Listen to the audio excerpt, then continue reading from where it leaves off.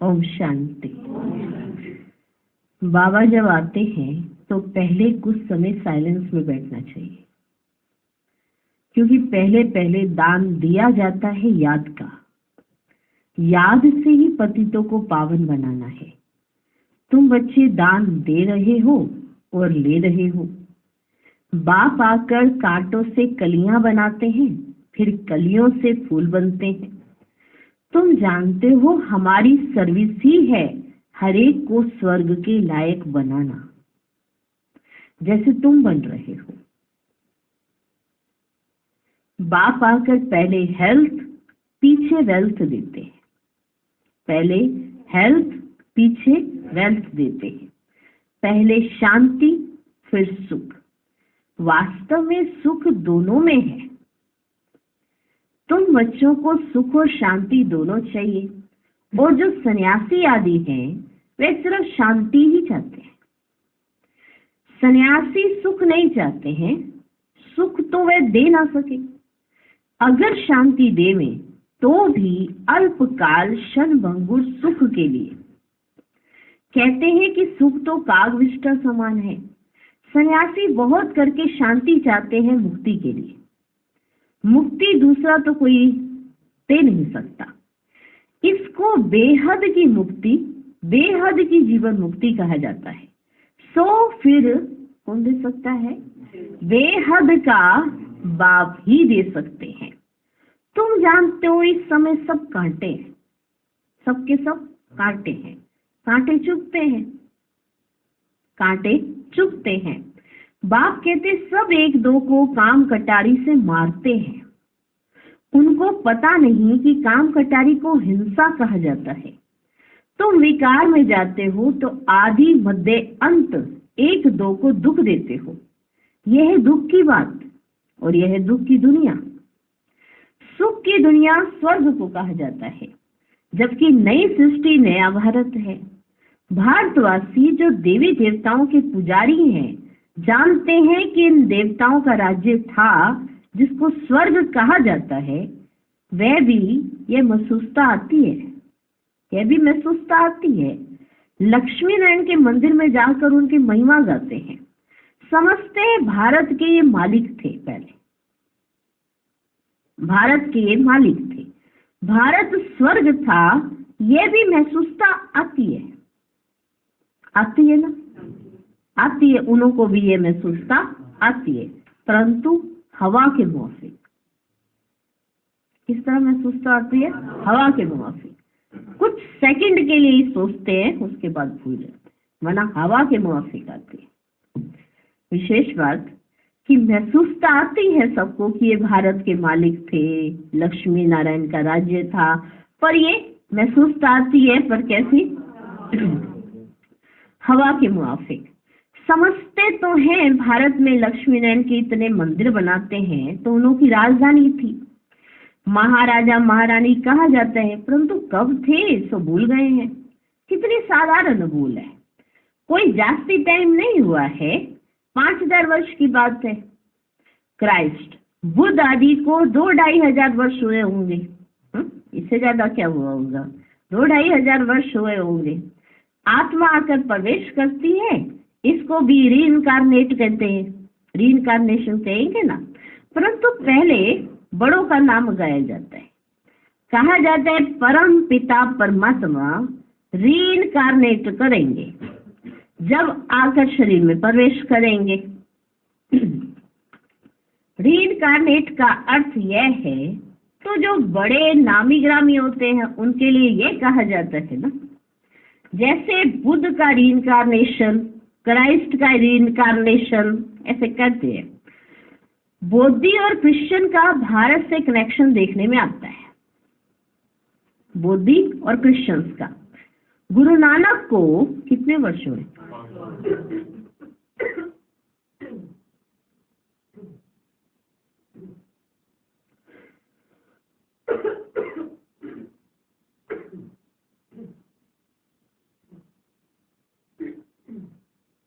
गुरु नानक को 500 वर्ष के लगभग ही दिखाते हैं।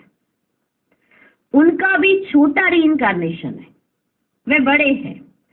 तो रीइंकार्नेशन सब करते हैं। अब परम पिता परमात्मा को बुलाते हैं, परंतु वह कब आएगा, कैसे आएगा, यह नहीं जानते। शरीर में तो जरूर आना होता है, परंतु जन्म ना लेने के कारण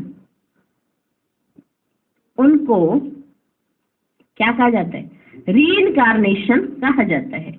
छोटा बच्चा तो नहीं बनते हैं। सबसे बड़ा रीइंकार्नेशन परम पिता परमात्मा का कहेंगे।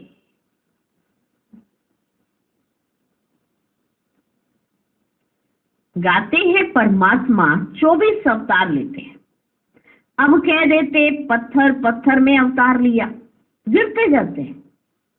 पहले 24 अवतार लेते हैं ये कहते थे, फिर पत्थर पत्थर में अवतार लिया, गिरते जाते हैं। जैसे भारत गिरता जाता है ना, वैसे उनकी कथनी भी गिरती जाती है। बाप नई दुनिया का रचयिता है, सो जरूर नई और पुरानी के संगम पर आएंगे। उनको सबसे बड़ा रीइंकार्नेशन कहेंगे। शिव का सबसे बड़ा रीइंकार्नेशन है, परंतु मनुष्य समझते नहीं है, क्योंकि परमात्मा से बेमुख हुए हैं। निराकार से परिचित जरूर है, परंतु वे ये नहीं जानते कि परमात्मा कब आते हैं, क्या आकर करते हैं। ऐसे नहीं कि विष्णु का रीइंकार्नेशन कहेंगे, देवी देवता धर्म का रीइंकार्नेशन नहीं कहेंगे, देवी देवता धर्म की स्थापना कहेंगे।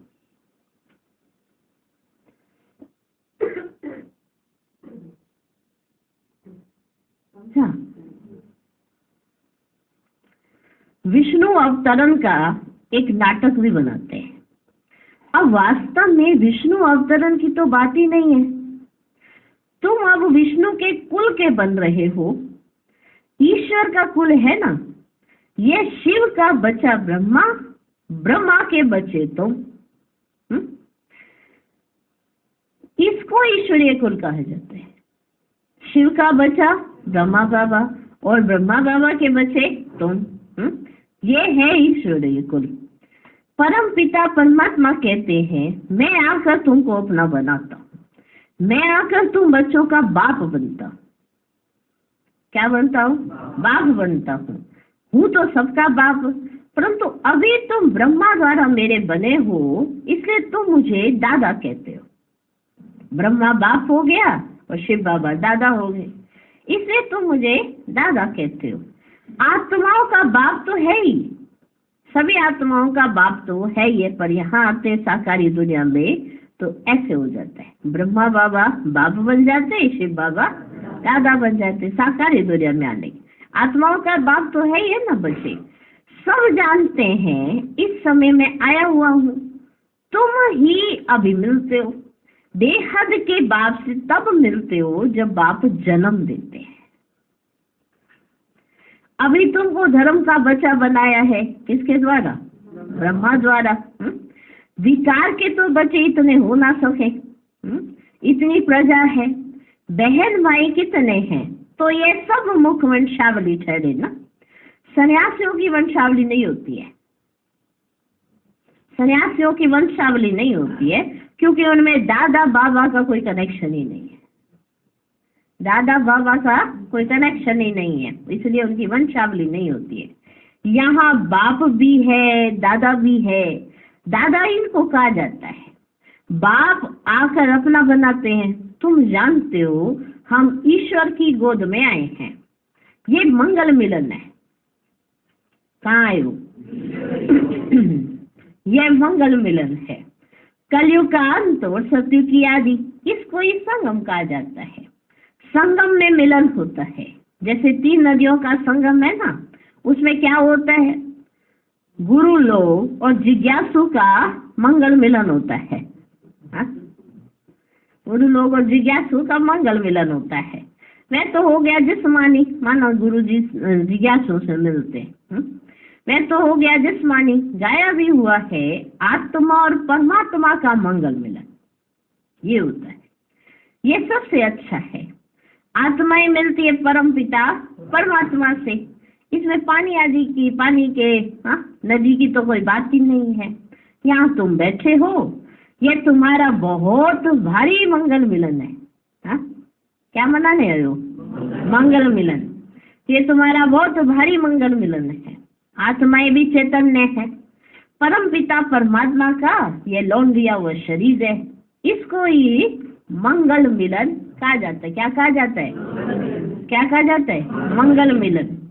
कुंभ का मेला कहा जाता है ना, कुंभ को भी संगम ही कहेंगे। कुंभ का अर्थ है संगम, ठीक। 3 नदियों के संगम का नाम कुंभ रख दिया है। देखो कितनी नॉलेज मिल रही है। हाँ, कितना पढ़ते हुए ध्यान नहीं देते थे लौकिक में। हाँ, 3 नदियों को मिला के कुंभ कहा जाता है, ऐसे ऐसे पढ़ते है ना। अभी बाबा समझाते हैं तो बुद्धि ऐसे खुल जाती है। 3 नदियों के संगम का नाम कुंभ रख दिया है। सबसे बड़ा संगम कौन सा है बताओ? सागर और नदियों का सबसे बड़ी नदी कौन है? ब्रह्मपुत्र। उसमें बाबा आते हैं, उसमें बाबा आते हैं, इसलिए सागर और ब्रह्मपुत्र नदी का इकट्ठा मेला तो है ही। अब कुंभ का मेला है संगम पर। तुम सब ज्ञान सागर बाप से मिलते हो, इसलिए इसको ईश्वरीय कुंभ का मेला कह सकते हैं। यह है आत्मा और परमात्मा का संगम।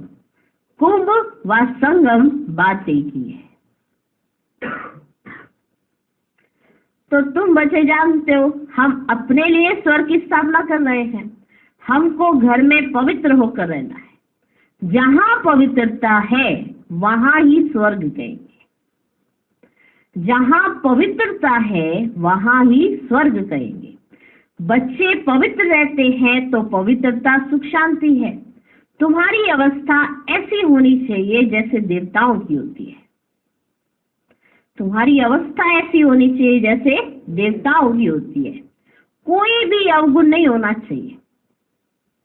इसको ही स्वर्ग कहेंगे। फिर वही फिर स्थायी स्वर्ग बन जाता है। अभी कोई अवगुण नहीं होगा तो इसे स्वर्ग कहा जाएगा।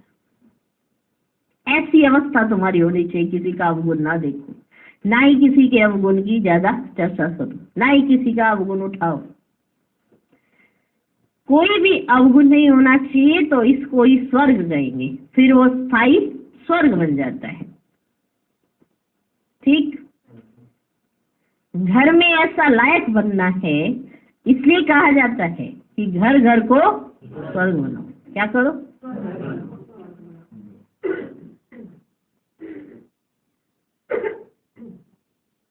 कहा जाता है घर घर को स्वर्ग बनाओ। तुम मनुष्यों को स्वर्ग में चलने लायक बनाते हो। तुम्हारे लिए ही गीत है, घर घर को स्वर्ग बनाओ। सत्युग में घर घर में स्वर्ग था, अब नहीं है। जो बच्चे बाप से वर्षा लेते हैं उन्हों को अपने घर बैठे पति से पावन बनने का लक्ष्य देना है। ये बड़े से बड़ा चैतन्य तीर्थ है। जहाँ शिव बाबा सागर है वहां तुम आत्माएं गंगाएं जरूर होंगी। ये सबसे बड़ा ऊंचे से ऊंचा मेला है। वैसा वह भक्ति मार्ग के मेले, यह ज्ञान मार्ग का मेला। भक्ति मार्ग के मेले तो जन्म बाय जन्म लगते रहते हैं। ज्ञान मार्ग का मेला एक ही बार लगता है। यह है रूहानी मिलन। सुप्रीम रूप परम धाम से आकर बच्चों से मिलते हैं। सबसे अच्छी यात्रा या मेला यह है। यह चैतन्य सागर तो कहाँ भी जा सकते हैं। ये चैतन्य सागर तो कहीं भी जा सकते हैं। वह जड़ सागर तो कहाँ नहीं जा सकता। ये सागर जाता है, तुम नदियां भी जाती हो निमंत्रण पर। ज्ञान सागर इस ब्रह्मपुत्र नदी के साथ चलते हैं। ज्ञान सागर इस ब्रह्मपुत्र नदी के साथ चलते हैं। तुम भिन्न भिन्न नदी, भिन्न भिन्न प्रकार की नदियां हो, भिन्न भिन्न प्रकार की नदियां। कोई पवित्र है, कोई अपवित्र है। कोई कोई समय ऐसे बहुत आ जाते हैं जो पवित्र नहीं रह सकते हैं, फिर भी आते तो है ना। बाहर के गृहस्थी भी आते हैं, अलाउ किया जाता है। ऐसे भी नहीं सबको अलाउ करेंगे कि सबको ही अलाउ कर देंगे, नहीं। कोई मित्र संबंधी आदि आते हैं जिन्हों को उठाने के लिए अलाउ करते हैं, नहीं तो कायदे बहुत है। इंद्रप्रस्थ में कोई पतित आ ना सके। समझा? कोई मित्र संबंधी आते हैं जिनको जानते होते हैं कि ये कैसे रहते हैं, क्या करते हैं, तो उनको अलाउ किया जाता है। पर ऐसे नहीं कि सबको ही अलाउ कर दिया जाए। कायदे तो बहुत है। इंद्रप्रस्थ में कोई पतित आ ना सके। कोई भी पंडा व सब्ज परी यदि कोई भी पतित को साथ में ले आ नहीं सकती, यहाँ पर लेके आ नहीं सकती। कोई भी पंडा व सब्ज परी आदि कोई भी पतित को साथ में ले आ नहीं सकती। इसलिए बाप कहते हैं खबरदार रहना। सर्टिफिकेट तुमको मिलता है, किसको साथ ले आती हो या भेज देती हो, रिस्पॉन्सिबिलिटी तुम्हारे ऊपर है। यूं तो सेंटर पर तो निमंत्रण भी देते हैं, कितने पतित आते होंगे, सेंटर पर पतित आए तब तो उनको पावन बनाए। यहाँ तो सागर बैठा हुआ है तो नियम रखे हुए हैं। यहाँ तो खुद सागर बैठा हुआ है इसलिए नियम रखे हुए हैं। नबज देखी जाती है। डॉक्टर सर्जन तो भिन्न भिन्न होते हैं ना। मम्मा बाबा व अनन्य बच्चे बात करेंगे तो झट पता लगेगा कि बुद्धि में बैठता है व नहीं। मम्मा बाबा अगर और अनन्य बच्चे अगर बात भी कर लेंगे ना तो पता पड़ जाएगा कि इनकी बुद्धि में कितना बैठा हुआ है। तुम कोई को भी समझाएंगे कि दो बाप है तो झट मानेंगे। युक्ति बतलाई जाती है, समझे, कि इंद्रप्रस्थ में यहाँ पर किसी भी पतित को नहीं लाना है क्योंकि खुद सागर बैठा हुआ है। रिस्पॉन्सिबिलिटी तुम्हारे ऊपर है। ये नहीं कि बाबा मैं तो ले आई, अब इसको परख लो। बाबा मुझे तो समझ ही नहीं आ रही थी ये ठीक है या नहीं है, चलती है आत्मा नहीं चलती है। लेकिन अगर यहाँ आकर और वो पतित होता रहे, उस पर 100 गुना दंड पड़ता है, 100 गुना पाप का भागी बन जाती है आत्मा।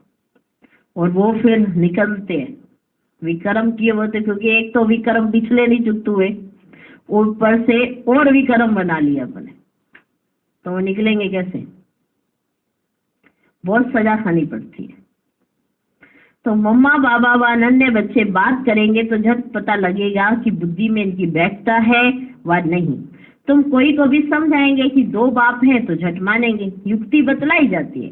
परम पिता परमात्मा को तो सब याद करते हैं, हम फलाने बाप के बच्चे हैं, सिर्फ उनके ऑक्यूपेशन को नहीं जानते। यह तो तुम बच्चे समझ गए हो कि जिस जिस नाम रूप से जो मनुष्य आते हैं उसी नाम रूप से 5000 वर्ष के बाद फिर आना है जरूर।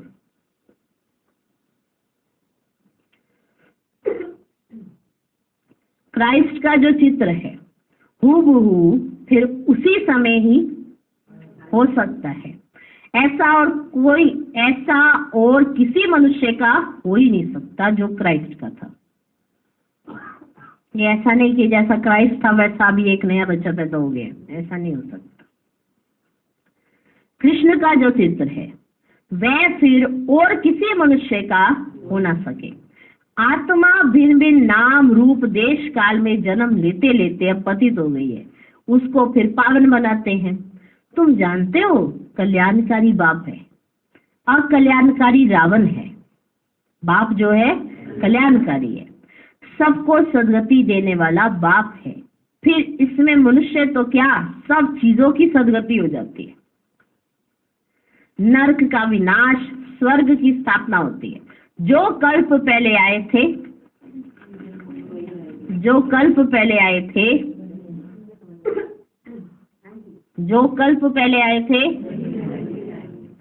कोई पंजाबी कोई पारसी आते हैं ना, सभी को निमंत्रण देना है। बाप आया हुआ है, ढिंढोरा पीटने में भी हर्जा नहीं है। तुम्हारे चित्र भी बड़े अच्छे हैं, तुम मंदिर लायक बनते हो। अब भूतों को निकालने में बड़ी मेहनत है।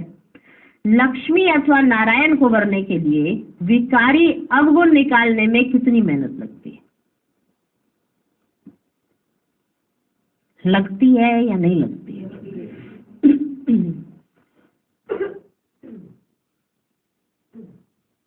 कोई को काम का भूत, क्रोध का भूत, कोई को क्रोध का भूत, किसको मोह का भूत, थप्पड़ मार देते हैं। ठीक चल रहे होते हैं, अचानक मोह पैदा हो जाता है। ठीक ठीक चलते चलते क्रोध आ जाता है, तो कोई को काम का भूत, कोई को क्रोध का भूत और किसको मोह का भूत, थप्पड़ मार देते हैं, एकदम गिर पड़ते हैं। लोभ वश भी गिर पड़ते हैं, लोभ वश भी गिर पड़ते हैं। अच्छे अच्छे घर की बच्चियां मिठाई देखेंगी तो छिपा कर खा लेंगी। लोभ ने भी कितनों को नुकसान पहुंचाया है। लोभ के वश ही तो चोरी करते हैं। पहले तुम भट्टी में थे, अभी तो सबको अपने घर में भट्टी बनानी पड़े। पहले भट्टी में थे, अभी सबको अपने घर में भट्टी बनानी पड़े। तो आप में से सबने अपने अपने घर में कहाँ भट्टी बनाई है? बनाई है? बना ली अपने घर में भट्टी?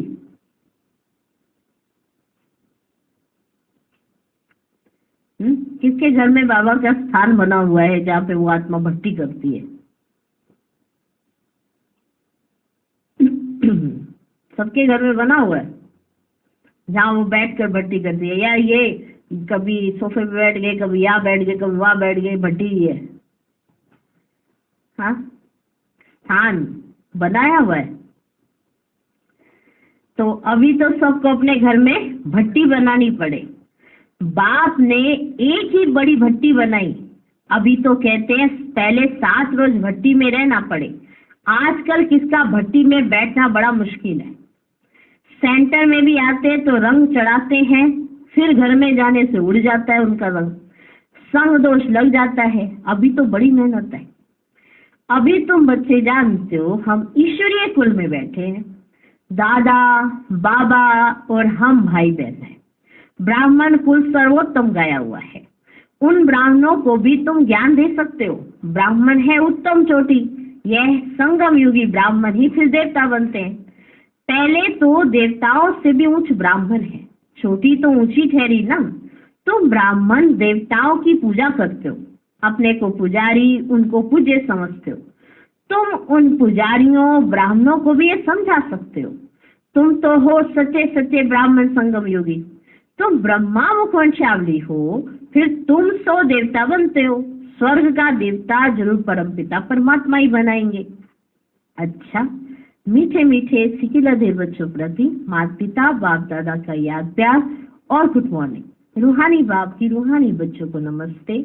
हम रूहानी बच्चों की भी रूहानी बाप दादा को नमस्ते नमस्ते नमस्ते। Good morning good morning good morning.